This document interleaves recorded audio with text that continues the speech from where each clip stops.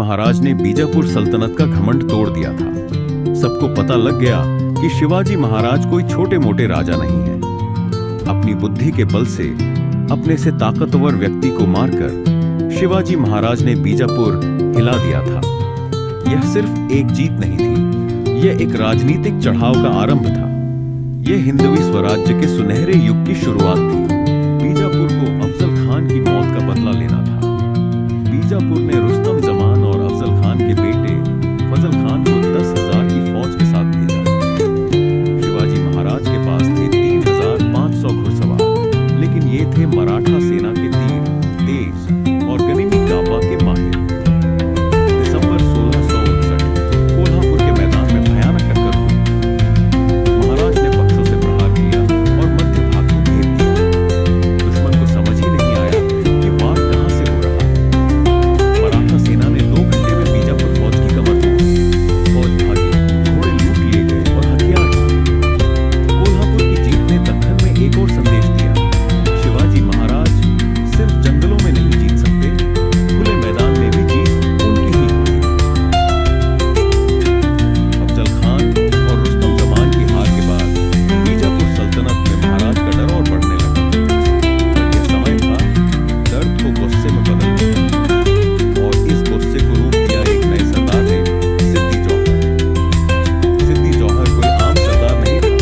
उसकी विशेषता थी घेरा डालना, शत्रु को भूख से तोड़ना और बिना तलवार उठाए उसकी हिम्मत छीन लेना। 1660 में सिद्दी जौहर ने पन्हालागढ़ को पूरी तरह से घेर लिया।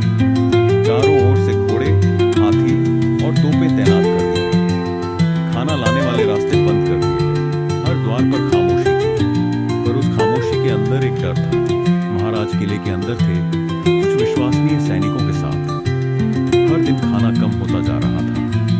जल की व्यवस्था बंद होने लगी।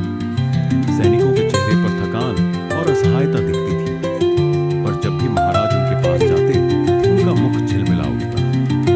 महाराज सारे सैनिकों का ध्यान रखते, पर धीरे धीरे सैनिकों का मनोबल गिर रहा था। और शिवाजी महाराज हर दिन एक ही बात दोहराते, जब तक हम जीवित हैं तब तक यह दुर्ग झुकेगा नहीं, और जब तक यह झुकेगा नहीं स्वराज्य की ज्योति जलती रहेगी।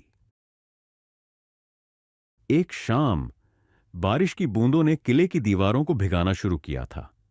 गगन पर घने बादल थे और शिवाजी महाराज ने अपने कुछ विश्वसनीय सेनापतियों को बुलाया। यह घेरा टूटने वाला नहीं, पर मैं इसको तोड़ूंगा मन से, योजना से और साहस से। और तभी महाराज ने रखी अपने जीवन की सबसे जोखिम भरी पर महान योजना। मैं किले से निकलूंगा, जंगल के रास्ते विशालगढ़ जाऊंगा, लेकिन दुश्मन को चकमा देने के लिए कोई मेरी जगह जाएगा, मेरी पोशाक में, मेरी तरह दिखता हुआ। चुप्पी छा गई। सैनिकों ने एक दूसरे की ओर देखा, और तब एक आवाज आई, मैं जाऊंगा महाराज। वो थे शिवा काशिद। महाराज ने उसका हाथ पकड़ा, आंखों में देखा। यह रास्ता मौत का हो सकता है शिवा। शिवा काशिद बोला, तो मैं अपनी मौत को शिवाजी के जीवन में बदल दूंगा। अगली रात शिवा काशिद ने महाराज का वस्त्र पहना, पालकी में बैठकर रात में निकला किले से। कुछ ही घड़ियों में सिद्दी मसूद के सिपाही उसे पकड़ ले गए। जश्न मनाया गया, तंबू में खुशी छा गई। शिवाजी पकड़ में आ गया। लेकिन असली महाराज तो तब तक जंगल के पथों पर विशालगढ़ की ओर कदम बढ़ा चुके थे। इस एक बलिदान ने मराठा इतिहास में लिख दिया कि स्वराज्य सिर्फ तलवार से नहीं, समर्पण से बनता है। जब सिद्दी जौहर को समझ आया कि जिसे पकड़ा गया था वो शिवाजी नहीं, तो उसके चेहरे का रंग उड़ गया। गुस्से और बेइज्जती के मिलन से जो आग जलती है, वो अब पूरे तंबू में भड़क चुकी थी। उसने तुरंत अपने सैनिक सिद्दी मसूद को बुलाया।